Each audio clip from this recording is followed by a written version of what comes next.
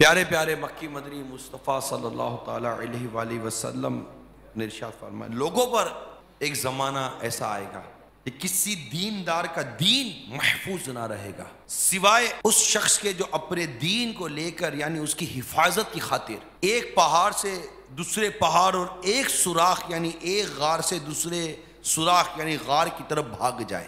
اس وقت معیشت کا حصول اللہ عز و جل کو ناراض کیے بغیر نہ ہوگا۔ پھر جب یہ صورتحال ہوگی تو آدمی اپنے بیوی بچوں کے ہاتھوں ہلاک ہوگا۔ اگر اس کے بیوی بچے نہ ہوں گے تو والدین کے ہاتھوں ہلاک ہوگا، اگر اس کے والدین بھی نہ ہوں گے تو اس کی ہلاکت رشتہ داروں اور پڑوسیوں کے ہاتھ ہوگی۔ صحابہ کرام علیہ رضوان نے عرض کیا، کہا یہ کیسے ہوگا؟ سرکار مدینہ صلی اللہ تعالی علیہ وسلم نے ارشاد فرمایا، وہ اس سے مال کی کمی کا تانا دیں گے۔ اس وقت وہ اپنے آپ کو ایسی جگہوں پر لے جائے گا جہاں وہ اپنی جان کو ہلاک کر لے گا، تو گویا انہی کے ہاتھوں ہلاک ہوگا۔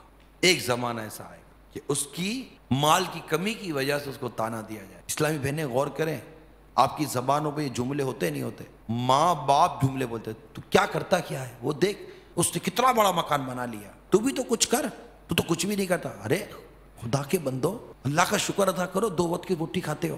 اللہ تعالیٰ نے جس کو ایمان کی نعمت سے سرفراز فرمایا اور اس دین کی غذا اور اس پر کفایت عطا فرما دی، روایت میں آتا ہے اللہ تعالیٰ نے اس کے لیے پوری کی پوری دنیا جمع کر دی۔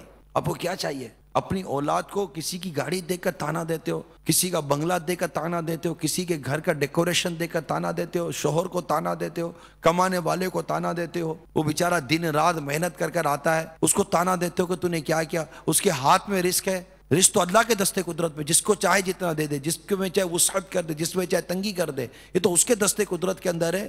آپ بندے کے پیچھے پڑے ہو یار، آپ کو بالکل خیال نہیں آتا۔ نتیجہ کیا نکلا؟ نتیجہ یہی نکلتا ہے نا کہ آپ کا بچہ دن کو کاروبار کرتا ہے، کام کرتا ہے، شام کو آتے آتے 4 کو لوٹ کر آپ کا پیٹ پالتا ہے، موبائل کی چوریاں کرنے لگے۔ ان کے ساتھ ہمدردی نہیں ہے، ان کے ساتھ میں ہمدردی نہیں کر رہا، لیکن ان چوری ڈکیتیوں، رشوت، سود اور اس طرح حرام روزیوں کے پیچھے بہت سارے اسباب میں سے ایک سبب اپنی زندگی کو لگژری بنانا ہے، پرتعیش بنانا ہے۔ ان تانوں سے بچنا ہے جو گھر کے افراد دیا کرتے ہیں، ماں دیتی ہے، باپ دیتا ہے۔